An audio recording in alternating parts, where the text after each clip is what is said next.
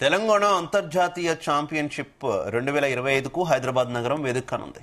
ఇది నగరంలో నిర్వహిస్తున్న మొట్టమొదటి అంతర్జాతీయ పోరాట క్రీడల పోటీ.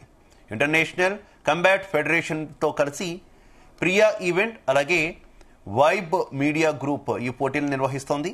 ఆగస్టు 22, 23, 24 తేదీల్లో ఐకానిక్ జీఎంసీబీ ఇండోర్ స్టేడియంలో అంతర్జాతీయ ఛాంపియన్షిప్ పోటీలు జరగనున్నాయి. ఈవెంట్లో 8 దేశాలకు చెందినటువంటి ప్రతినిధులు పాల్గొనున్నారు.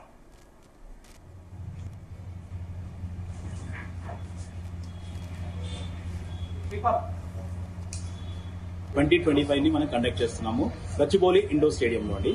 ఇది ఫస్ట్ టైం ఇన్ ఇండియా అండి. 10 కంట్రీస్ నుండి 36 ప్లేయర్స్ వస్తున్నారు. అందరు ప్రొఫెషనల్ ఫైటర్స్, అందరు ఛాంపియన్స్ అండి. యూరోపియన్ ఛాంపియన్షిప్ లో, ఏషియన్ గేమ్స్ లో పార్టిసిపేట్ చేసిన ఛాంపియన్స్ అందరు వస్తున్నారు. సో ఇది కండక్ట్ చేయడానికి ఈ ఈవెంట్ కండక్ట్ చేయడానికి మెయిన్ రీజన్ ఏంటంటే, ఇప్పటి వరకు మనకి ఒలింపిక్స్ కి ఒక వేదిక ఇండియా అని అనుకుంటున్నారు 2037 లో.